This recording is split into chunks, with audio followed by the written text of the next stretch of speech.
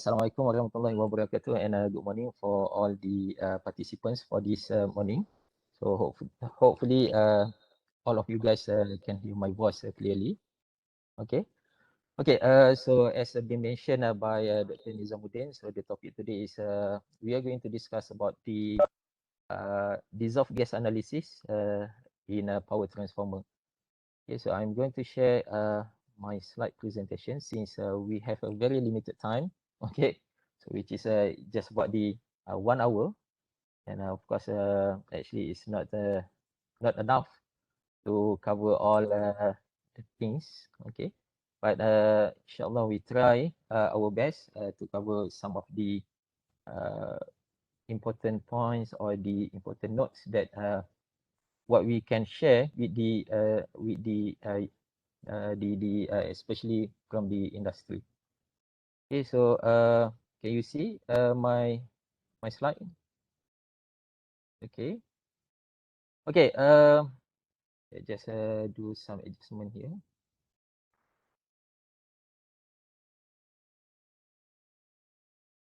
A second. Okay. So as we mentioned, our topic today is about the dissolved gas analysis for power transformer. So which is I've noticed that maybe majority of you guys who are joining this webinar talks maybe already been involved in the power transformer industry, or it could be some of the electrical maintenance, or maybe some of you guys is coming from the academicians. So what we try to cover this morning. So okay, this is several things which is we try to cover, which is I'm consider is it's part of the introduction about the dissolved gas analysis. So which is we are going to discuss about a bit about the formation of gases in the transformer, and then type of faults that we can detect based on the dissolved gas analysis, fault identification, and some of the diagnostic methods that has been agreed worldwide in terms of how to measure the dissolved gas, and also some of the tools that how we are going to interpret from the result that we obtain. Okay, so this is the overview, the topic that we are going to discuss within this 1 hour. Okay, so as we already know that the analysis of gas in transformer is not a new, so which is some of the textbooks, some of the research mentioned that the idea of the analyzing the gas dissolved in transformer is already before 1990. Before 19th century. But based on the very solid information that we noticed that since 1917, there is the idea of exploring the gas analysis has been evolved due to the first high transformer, which is a 213 kilovolt transformer that has been built in the US. Okay, and then from 1917, it's come the ideas how to improve the method of detection the gas dissolved in the transformer.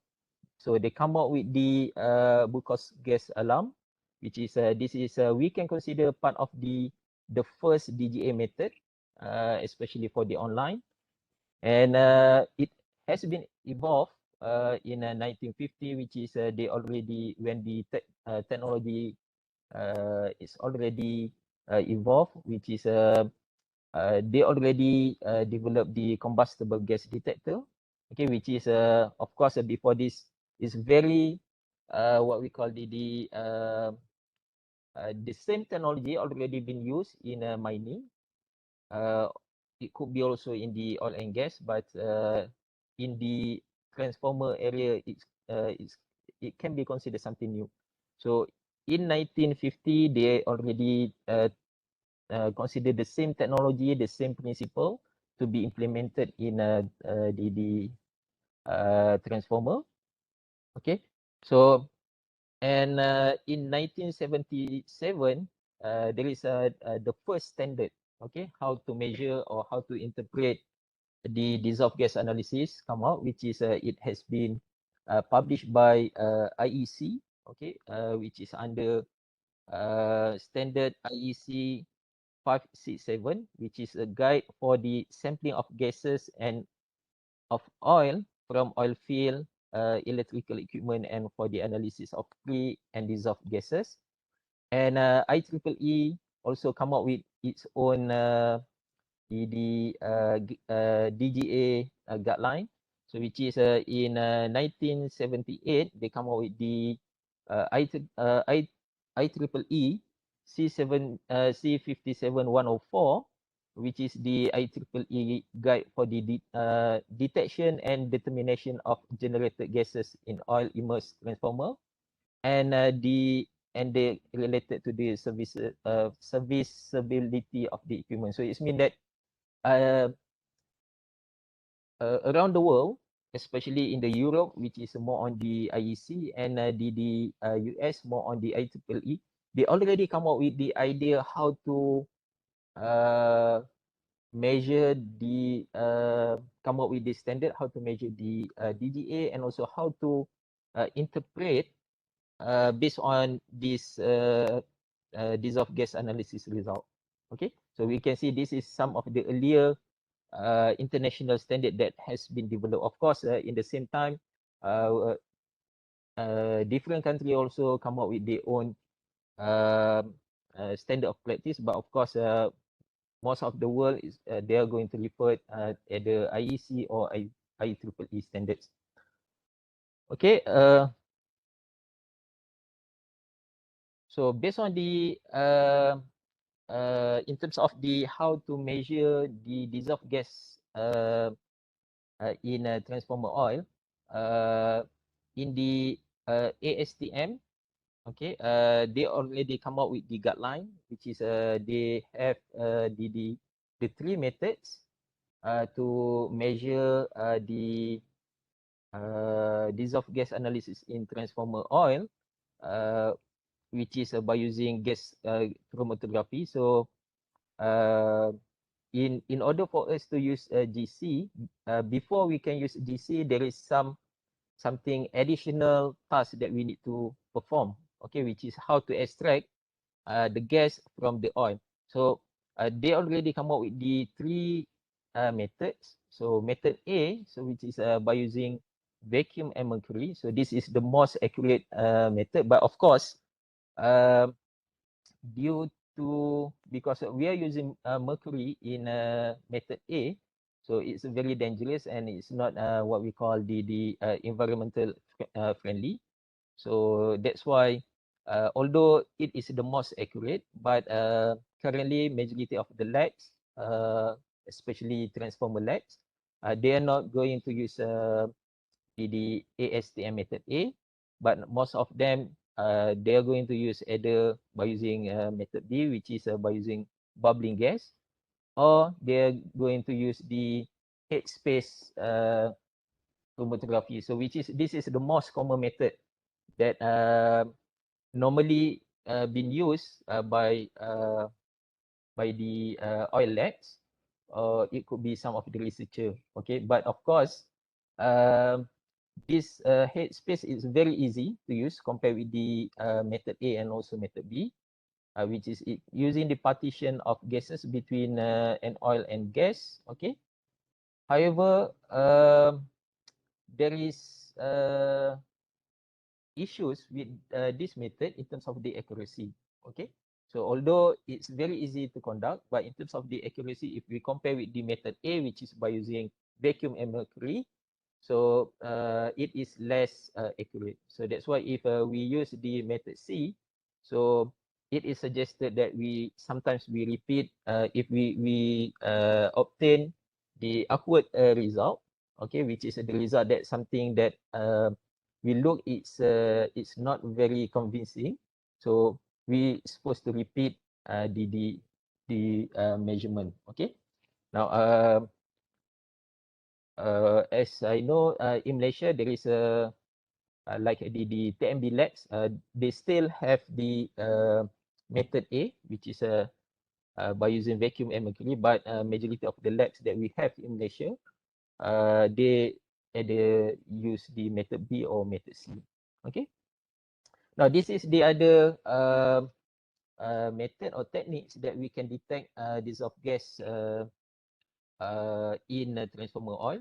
So which is one of the method is hydrogen online monitor, which is it use the technology of Teflon membrane, which is by using this Teflon membrane, so it's going to help us to uh, uh, detect, especially for the hydrogen and some of the methane gas. Okay, so but of course in terms of the accuracy, if you compare with the by using gas chromatography, of course it cannot achieve the high accuracy like the what we can obtain from the GC, but it can be used as a part of the our early indication. Okay, so which is it can help us to detect the development of the hydrogen gas in the transformer, and also it can be used online. Okay, so this is the beauty of a hydrogen online monitor. Also the other technique, we have the photoacoustic spectrum, so which is they're using the technology of transform the gas into the vibration, and then that from the vibration they are going to change into the spectrums. Okay, which is this is also the other methods that we can use to detect dissolved gas analysis, dissolved gas in transformer oil, and it have the potential to implement online. So if I'm not mistaken, there is some a few companies already invented the technology by using photo acoustic spectrum, and so far they claim that it can detect majority of the fault gases. Okay, compare with the hydrogen online monitor. So hydrogen online monitor only capable to detect 2 or 3 gases. Okay. Now the other new methods, and this is part of where I also involved in develop this technology, which is we use the technology of the infrared absorbance light, okay, to detect the what we call the dissolved gas in transformer oil. Okay, so which is it also have the capability to detect most of the fault gases. Okay, so if we look at this graph, so it gives us a very good indicator, so we can differentiate between each gases by using this the IR absorbance method, and also it have the capability um, to be implemented either online or on site. So which is these 3 methods is going to help us. Okay, so instead of you need go to the site, take the oil sample, and then after that transport this oil sample and send it to the transformer lab and so on, which is sometimes it's going to take maybe 2 weeks, maybe 3 weeks. Some of them it could be up to 4 weeks. Okay, so but if we are using this a new technology, actually it's not new, but this is the other alternative technology. At least we we have the chances to monitor the development of the gas in a transformer via online method. Okay, so and I think if I'm not mistaken, uh, the the uh, the product, some of uh, the player of the transformer already um, produce some of the products by using infrared and also the acoustics. Okay, so of course since it's still new, so of course the price is still is very costly, but of course if we already know the idea and so on. So actually we can develop locally, okay, by using our technology. Now, that is the history about the dissolved gas analysis in the transformer. So we look, which is since 1977 and 78, they already come up with the guideline with the SOP, how to measure the dissolved gas analysis and how to interpret, right? Now, we go back to the basic idea. So we look, what is the what type of gases, okay, that evolve in the transformer oil. So we notice that although there is a lot of the gases can be detected in the transformer oil, but actually there are 9 key gases, okay, 9 key gases, which some of them are associated with fault condition, and by using DGA, so it can help us to indicate the type of the fault due to the uh, various level of these key gases. Okay, so as we see here, this is the 8, which is we have the hydrogen, carbon monoxide, carbon dioxide, oxygen, methane, acetylene, ethylene, and also ethane.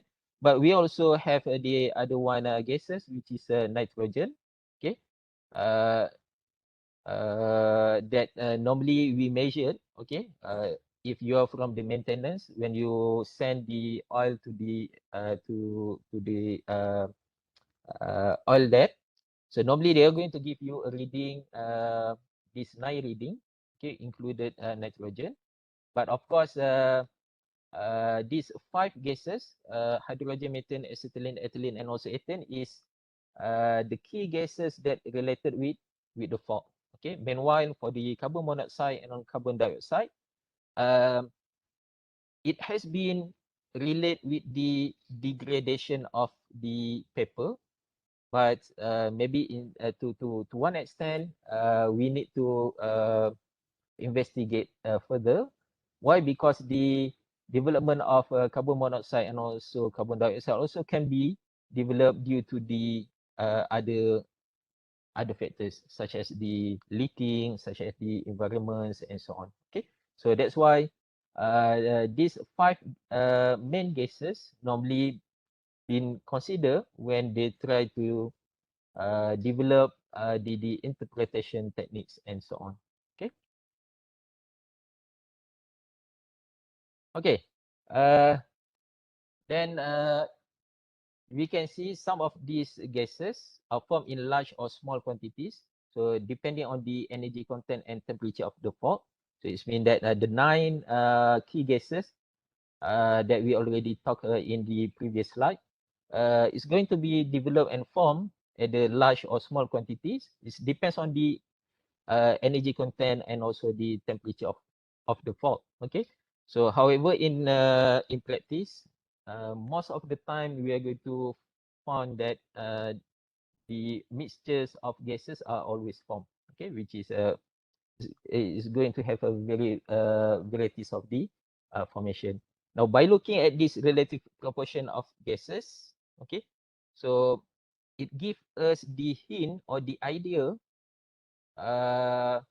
to identify the type of faults. Okay, so let's say if we have the partial discharge. Okay, so there is some of the what we call the common gases, the key gases. It's going to have different formation compared with the if we have the thermal fault at the high temperature.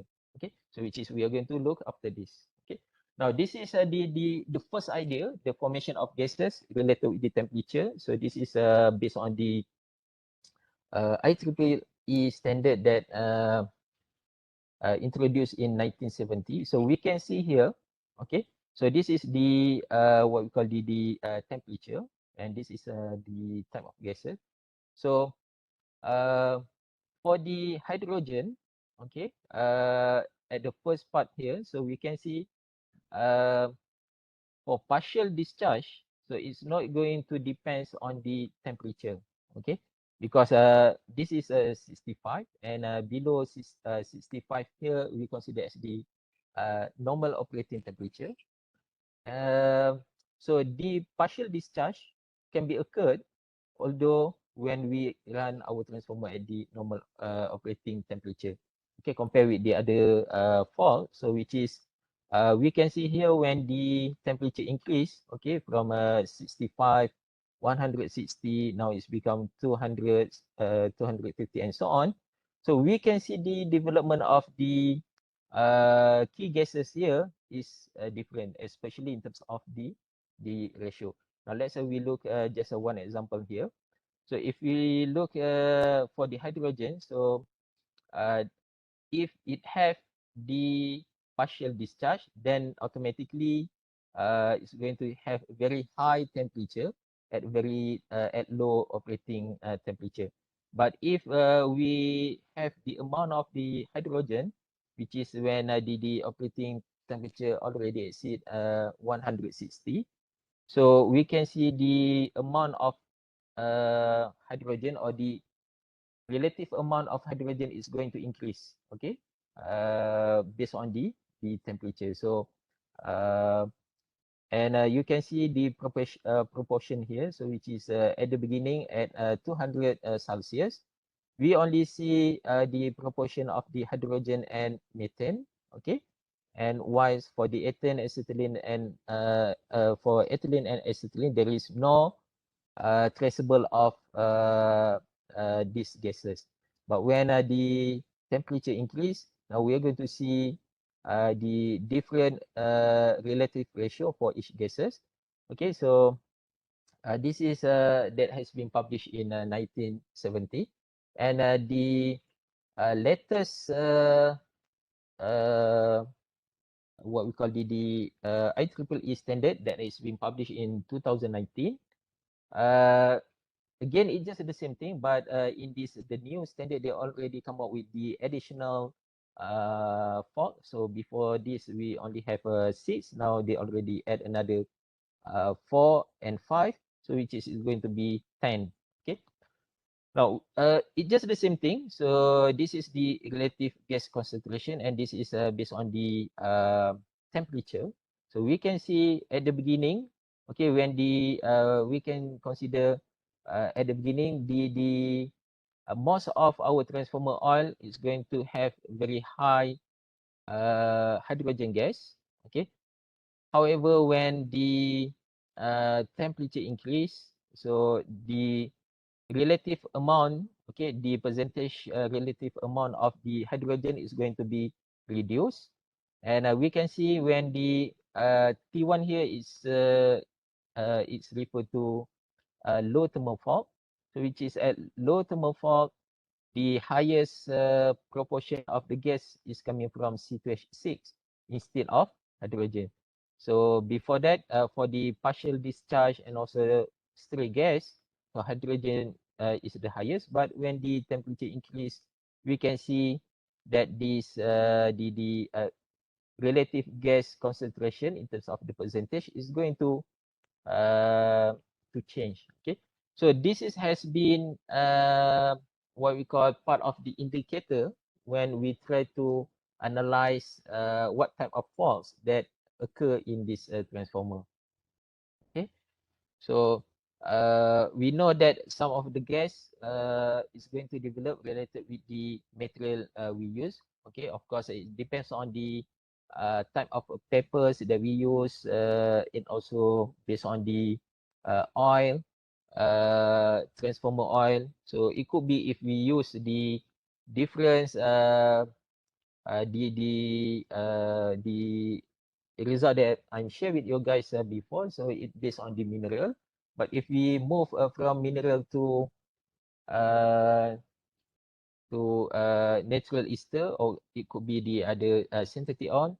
Okay, the foundation is the same, but it could be the amount of the gases is slightly different. Okay, which is that is some of the study that we still uh, uh, ongoing. So which is we carry out that in our lab. So which is to look in terms of the the exact amount of the relative gases that dissolve in the transformer. If we are using the natural ester, or if we are using the synthetic oil. But normally what we have now is more on the mineral oil. Okay. Okay. So this now we look some of the fault types of the transformer that we can detect based on the dissolved gas analysis. So this is the common faults that we can detect based on the dissolved gas analysis. So we can categorize into two categories. One is part under electrical, the other one is going to part under thermal. Okay, so which is the transformer fault under electrical, we have the partial discharge. Okay, we also have the discharge of low energy, which is normally in this field we call as D1. We also have the discharge of high energy, or arcing, so which is D2. So this is the most severe fault in the transformer. Meanwhile, for the thermal, the fault related with the thermal, of course, we have the low thermal fault, which is less than 300 Celsius. Then we have the medium thermal fault, which is T2. This is between 300 to 700. Okay. And the highest, the high thermal fault, which is more than 700. So at a high thermal fault, which is this is something that we can detect a large circulating current in tank and core. So which is we can consider part of what we call the severity fault that already occurred. Okay, so this is the categorized.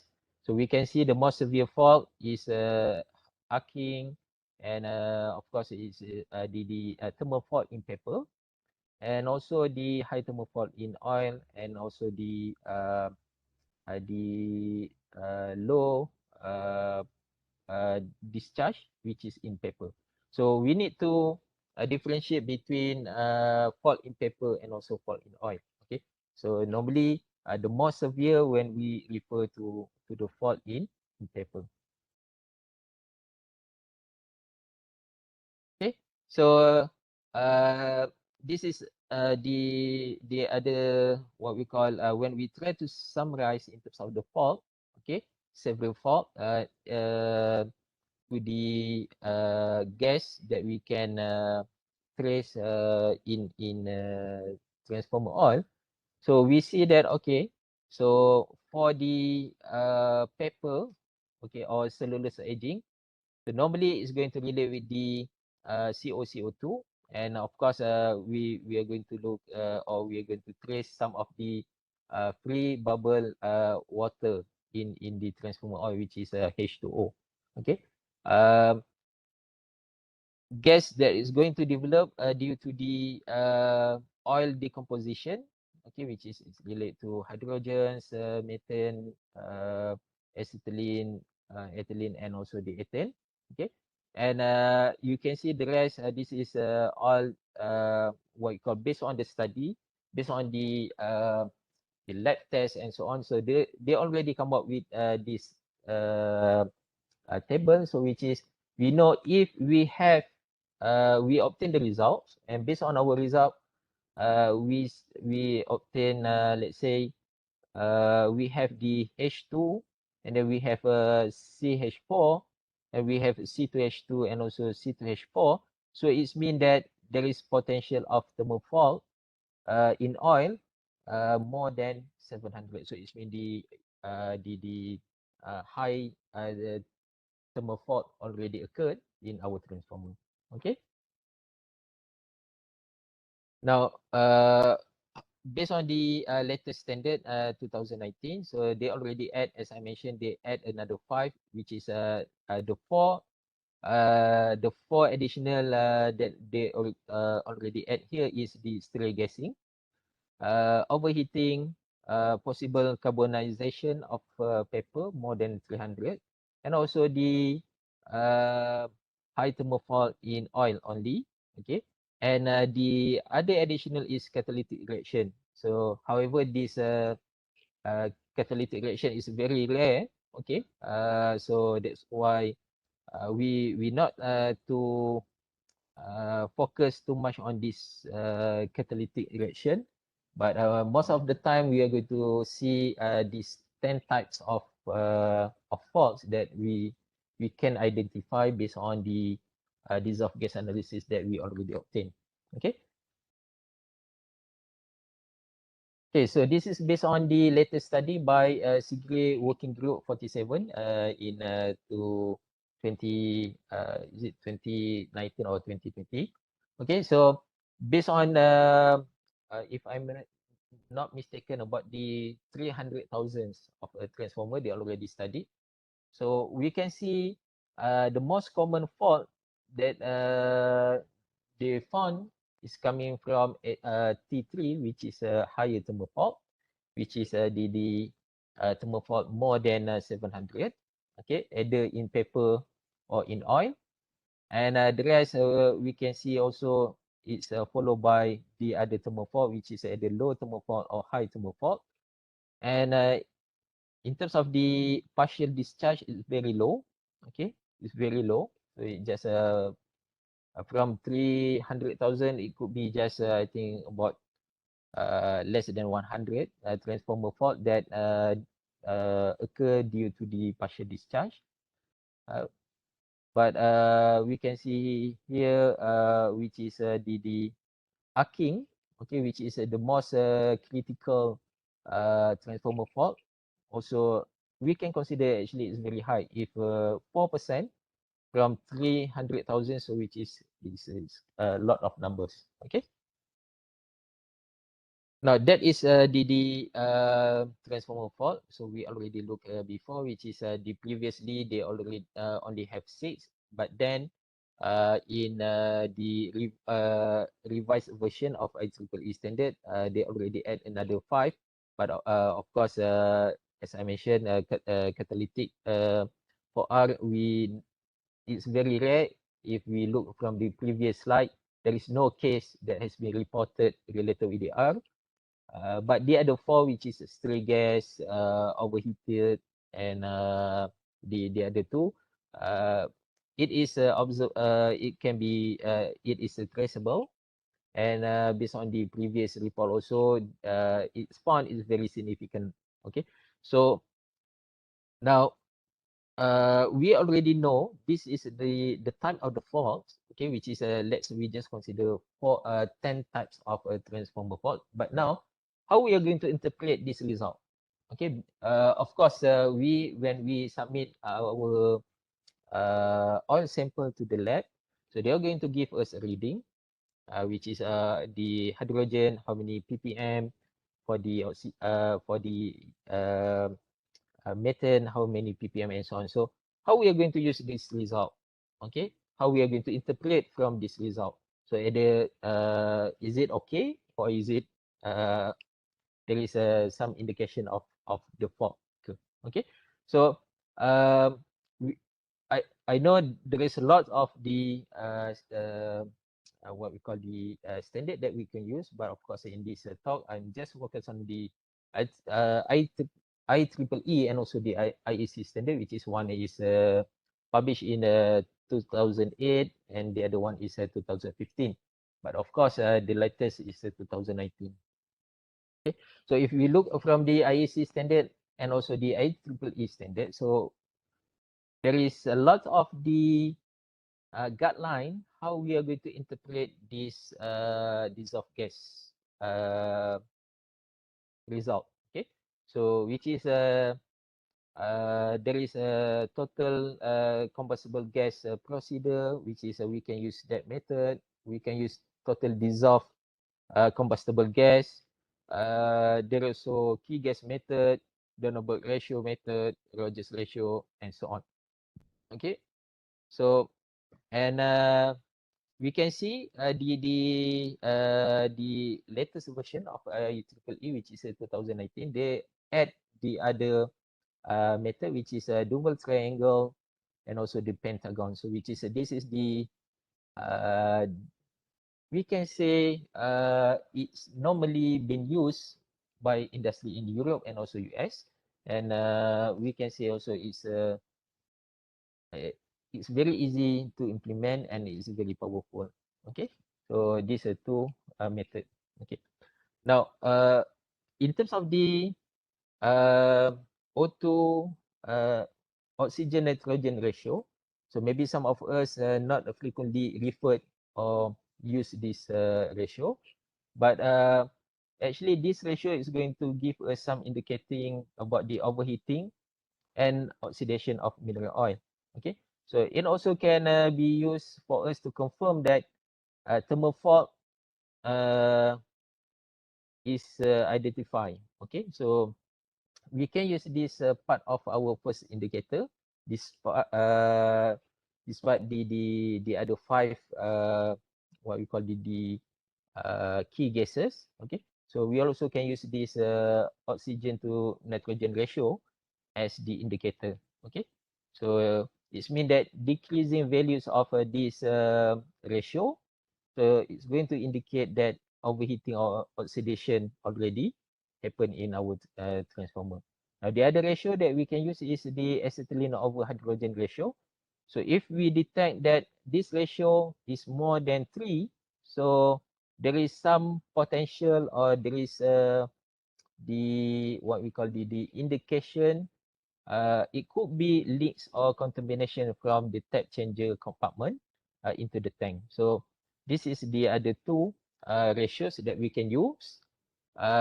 Of course, it's not going to help us to detect either partial discharge, arcing, or whatsoever, but it's going to give us the indicator, the what we call the idea, which is it there is a, it could be our transformer already experience the overheating and oxidation inside it, or it could be the leaking condition, or the contamination which is has been transferred from tap changer to the main tank. Okay, now the most common method, as I mentioned from the previous slide, so majority of the lab in Malaysia, they use the TDCG, which is total dissolved combustible gas, okay, as the first indicator to state that, okay, now they are going to say, okay, this transformer is okay, that transformer already exceed the what we call the satisfactory limits, or and so on. Okay, so this by using this total dissolved combustible gas, they are going to add all the combustible gas, which is everything here except CO2. They are going to exclude CO2 here because CO2 is not the combustible gas. And look the total amount. So if the total amount of total dissolved combustible gas is less than 720, then they are going to say that, okay, this transformer is in good condition. So if it's already exceed 720, then they are going to say it could be the TDCG is greater than normal. So if it's more than 1921, they said it's at high level of decomposition and so on. Okay, so this is that normally used. Okay, because when I have been referred by the industry to help them to interpret this result, so normally they said that, okay, so we get this recommendation from the transformer lab. Okay, so what is your opinion? So when I look if the transformer lab just give the uh, recommendation just based on TDCG, so for me, there is something wrong with it. Okay, because this TDCG only can be used when we have no clue at all about the history of the transformer. Okay, so no previous test on the transformer. So if we already know the historical data of the transformer, so we should look at uh, the TDCG generation rates instead of the amount of TDCG. Okay, so because the gas generation rate is more crucial than accumulated gas. Okay, so let's say if we have the our TDCG is 720, okay, but uh, one of our key gases, it could be let I say acetylene. So acetylene has been developed in 1 month, which is more than 15 ppm. Okay, so although it's all less than 720, but since the development of acetylene is very high, so we are going to consider it is under critical. Okay, so it's not going to say that okay, so this transformer is satisfactory and so on. Okay, so this is the things that we need to check when we obtain the result from the labs. Okay, so maybe I don't have enough time to share the example, but maybe later on. Okay, now the other method is a key guess method. So this is another most common method, which is based on the relative proportion of the gas. So if the dominant gas that we obtain is C2H4, so it's mean that it is the thermal fault. Okay, so which is the main gas is C2H4, and we have smaller proportion of CH4 and also hydrogens, and some of traceable of acetylene. Okay, at very high fault temperature. If the dominant gas is carbon oxide, okay, so it is the indicator of we have a problem with the paper. Okay, so much smaller quantities of hydrocarbon, which is the dominant, we can say. So we look at this graph. So if we obtain this kind of result, so which is the CO2 is very high and the rest is very low, then we are going to say that okay, so the problem with the transformer is coming from the overheated cellulose, which is related with the paper. Okay, and the same thing for the partial discharge and also arcing. For arcing, so if we have very high acetylene and also very high hydrogen and relatively small proportion of the other gases, so this is the indicator that the arcing may happen in our transformer. Okay, so I don't have a time to explain. Okay, maybe next time. Okay, now what is the disadvantages related with the key gas method? So we can see the limitation of a key gas method is the high tendency to return inconclusive result, because as we already mentioned before, most of the time, especially in the reality, we are going to obtain the mixed results. Okay, the mix of the gas development result, or we may obtain the mixed fault in our transformer. So in that situation, so normally what happen is we are not going to obtain exactly like these proportions. Okay, so this is the things or the limitation with key gas method. Okay. Now the other method is Doernenburg ratio method, so which is based on the ratio, 4 ratios that has been used. So which is you can see here. But in order for us to use a Doernenburg ratio method, so we need to check the individual gas first in terms of the level. So it needs to meet the condition, which is the one of the key gases, okay, H2, C2H4, CH4, and also C2H2 must exceed twice the limit, the relevant limit L1. So let's say, for example, so from these 4 gases, okay, hydrogen, methane, and so on, one from these 4 must exceed twice. So it's mean that the minimum, let's say if we obtain the hydrogen 210, okay, so 210 already exceed the limit here twice, then okay, so we already meet the first condition.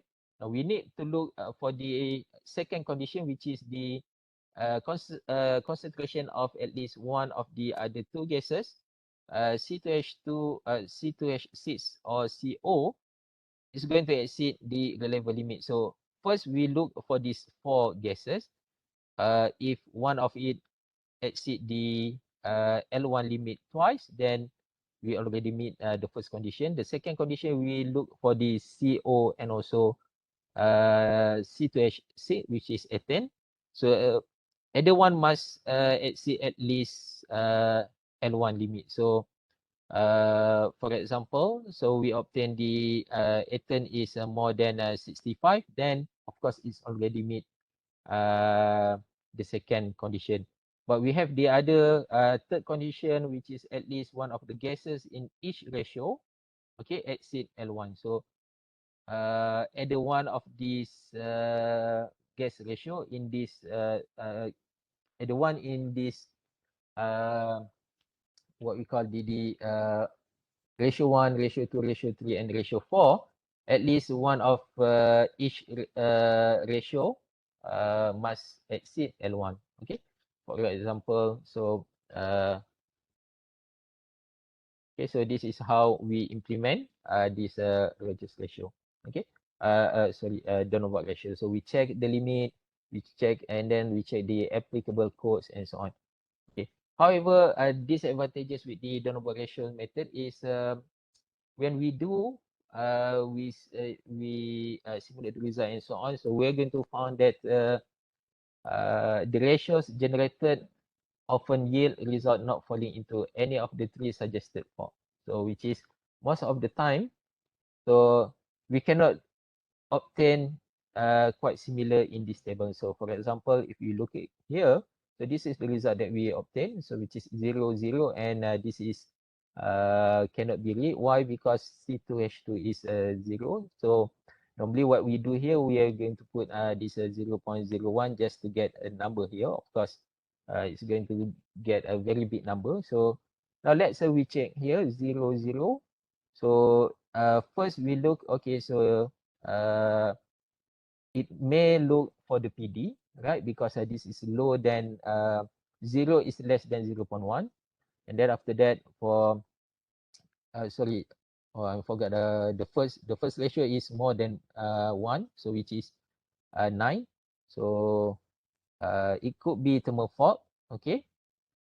Okay, we cannot use arcing and PD because arcing PD is less than 0.1 while arcing is less than 1, but this one is more than 1, so which is it's look for the thermal fault. Then we move for the second ratio, which is less than 0 is less than 0.75. Okay, we meet that. Third ratio, it's supposed to be less than 0.3. Okay, it's meet. But when it's come to here, okay, more than 0.4, okay, because our C2 is 0, then it's going to give us no code applicable. But if we change slightly here from 0 to it could be 0.01, then we are going to obtain very large number here. So when we already obtain very large number here, then of course the values here is going to be exceed 0.4. Then we are going to say, okay, so this fault is belong to thermal fault. So this is how we read Doernenburg ratio. Okay, but of course most of the time it's very difficult for us. We are going to obtain that no code that can be read from the Doernenburg ratio table. Okay, it's going to be the same thing for the Rogers ratio. Okay, maybe I don't have a time to discuss everything, so I just show some of the example here. So Rogers ratio method quite similar like Doernenburg, but instead of 3 faults, so it already introduced 5 faults plus with the 1 normal state condition. Okay, so 5 plus with 1 normal. Okay, so this is Rogers ratio. It's going to be the same thing, which is for the Rogers ratio. So we also have the IEC ratio method. Again, under IEC ratio method, they already introduced 6 faults. Okay, but there is no what we call no fault condition here. So if we use the Rogers, there is one indicator which is reflect to no fault condition, but for the IEC ratio method, so there is a 4 state, but there is no no fault condition that can be checked. by using this table. So it means that this IEC ratio method only can be used when we are sure, we are confirmed that the element of the transformer fault is there. So how we are going to confirm that? By checking this limit concentration and so on. Okay. Okay. Again, I don't have a time. Okay. So the other method is a Duval triangle method. So this is the evolution from the IEC method. Okay. So which is so instead of using 5 key gas method, Duval triangle method only use a 3, so which is CH4, C2H4, and also C2H2. Okay, and it's going to help us to identify 7 type of faults. Okay, which is a partial discharge, discharge of low energy, discharge of high energy, and also the combination of thermal fault and discharge, low thermal fault, medium thermal fault, and high thermal fault. Okay, so which is they already transform into the triangle graph here. So which is it's more easy for us to detect the fault based on Duval triangle method. So which is we just put find the relative values for each of these 3 gases, and then it's going to locate at any location. So maybe I just show you the first. Okay, so how to use this Duval triangle method. So first, let's say if we have the condition for these 3 gases, 100 ppm, 100 ppm, and also 100 ppm. So the first we are going to obtain the relative percentage of each gases. Okay, so the total amount is 300 because we add all of these 3 together. And relative for each one is 33, 33, 33. Then the next step we plot at this Duval triangle graph, okay, which is so this is the other one here, which is for CH4, 33, 0, 10, 20, 30, and this is 33. Now second line, we are going to plot for C2H4, which is 33 also. 10, 20, 30, and this is 33. And the last line is belong to acetylene C2H2, okay, which is 10, 20, 30, and this is 33. Now, the point that it crossed here is considered the location of the fault, okay? And if we refer to the Duval triangle, so the location here is belong to D2, okay? So it's mean that the fault based on the Duval triangle, so it's going to propose D2 fault, okay, which is the arcing, okay? Okay, I'm going to skip this a little bit, okay? But this is the summary of the 5 methods that we already discussed before. So we can see from these 5 methods, it have a different uh,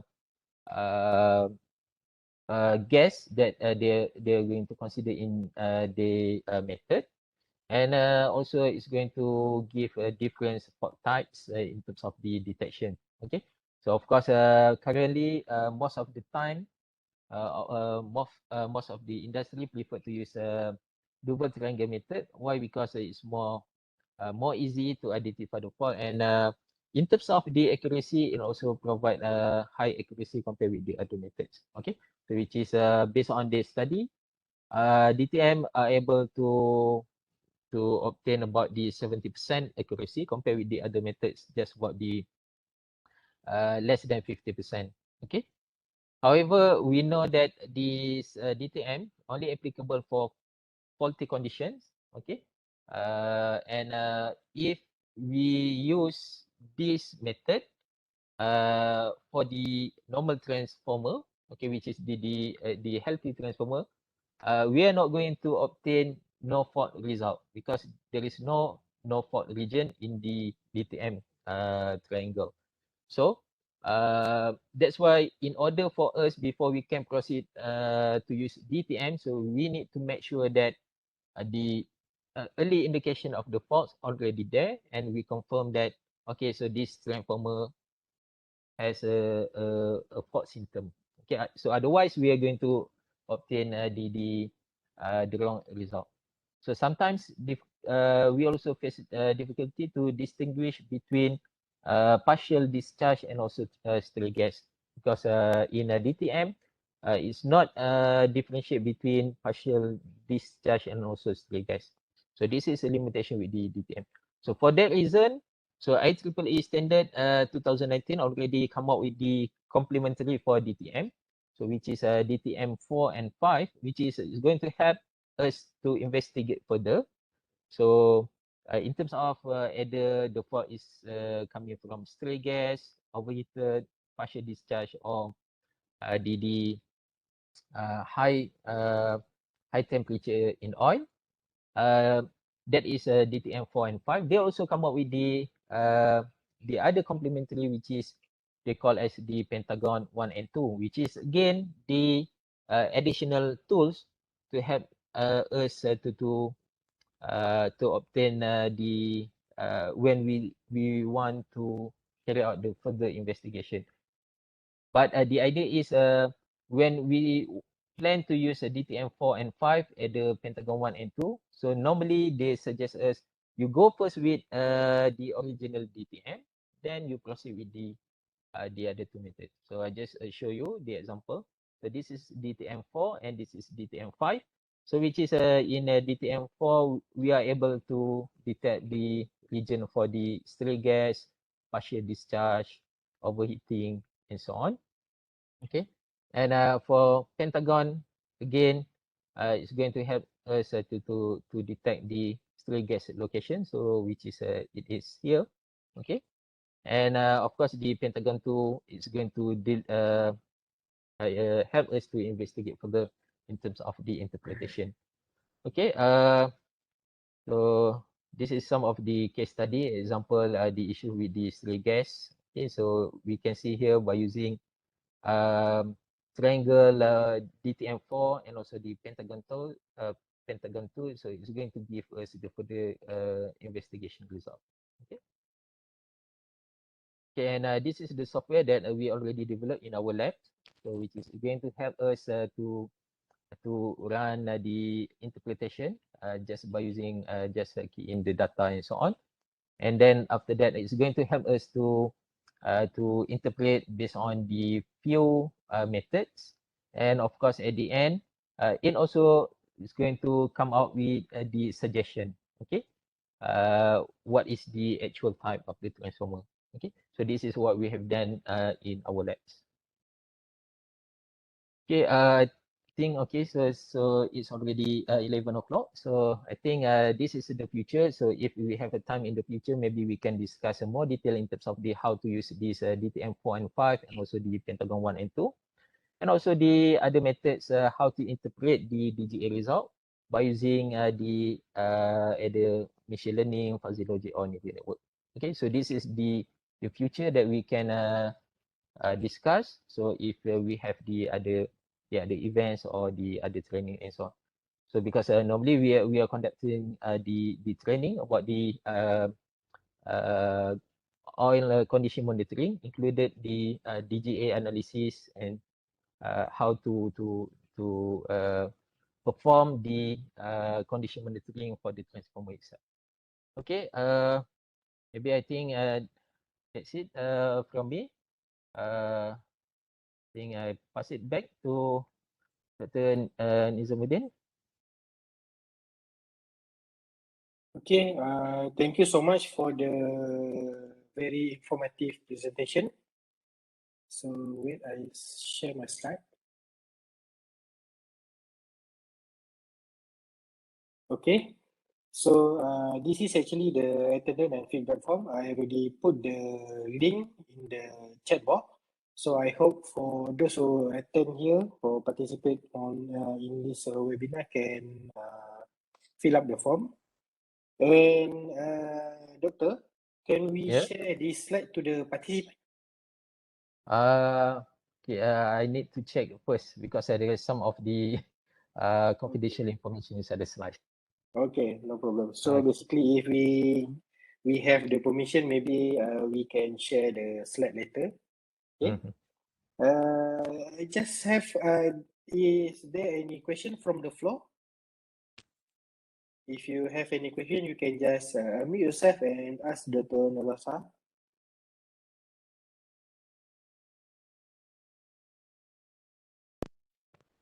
Hello, Assalamualaikum. Waalaikumsalam. Waalaikumsalam. Ayman here from Hitachi Energy, Okay. basically formerly known as ABB. So I just have Yeah. one question, Doctor. Mhm. Because we see from the field or from the industry that people nowadays tend to monitor only hydrogen because of the commercial Okay. obligation or something Yeah. like that, because Mhm. full gas is much more expensive. So Yes. looking at your presentation, I think most of the fault actually generated by the carbon hydrocarbon gases. So Yes. what is the purpose if we have only hydrogen in this case? Okay. Yeah, so that is question number one. And question number two, Mhm. this is a short question. In fact, any guideline if you want to have interpretation for OLTC? Okay. Yeah, thank you. Okay. Thanks, Aiman. Yep.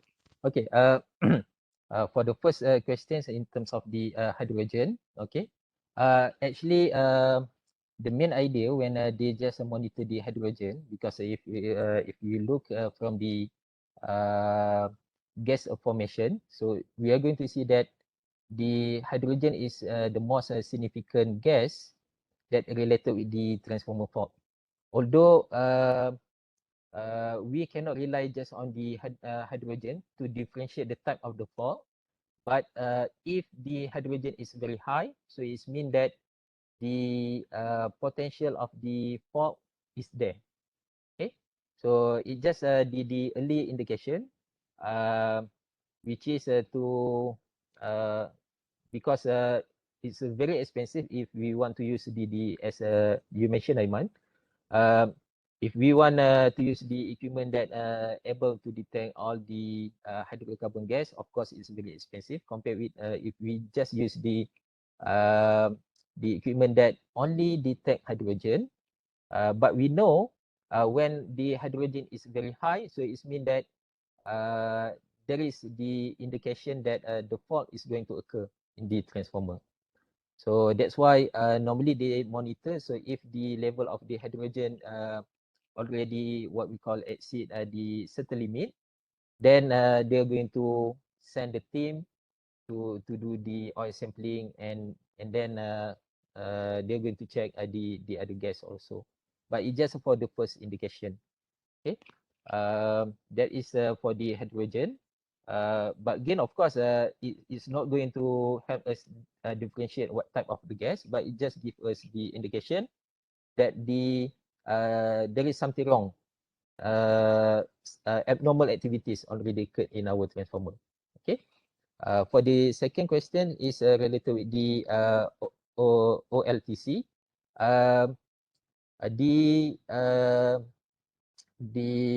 technique that I share with you guys, actually it can be used as the guideline, because if we refer to several standards at the IEEE, IEC or SIGRE, they just use the same interpretation, but of course just slightly difference in terms of the I think in terms of the values and in terms of the what we call some of the uh, a bit interpretation. But in general, so you can use that DTM, you can use the Rogers, you can use the key gas method to check the fault type.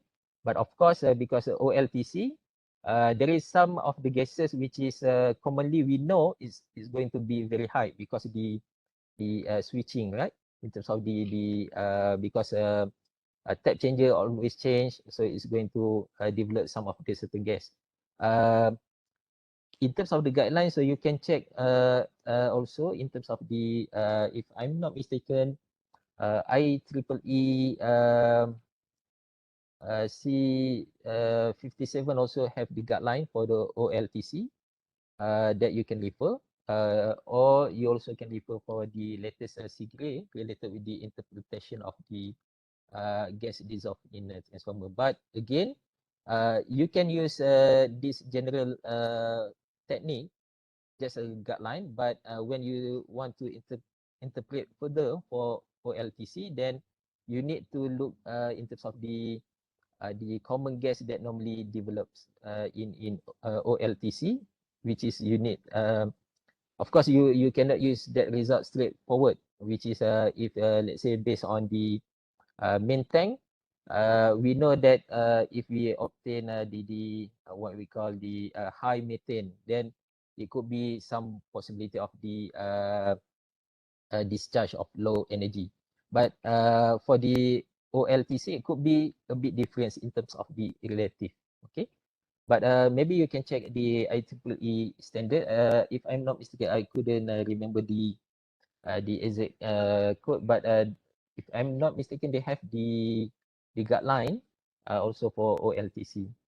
But most of them just ask they use the same method, the same technique, but of course in terms of the interpretation, they put the additional consideration. Okay, I think is it okay, Man? Yeah, okay, doctor. Thank you very much. Okay.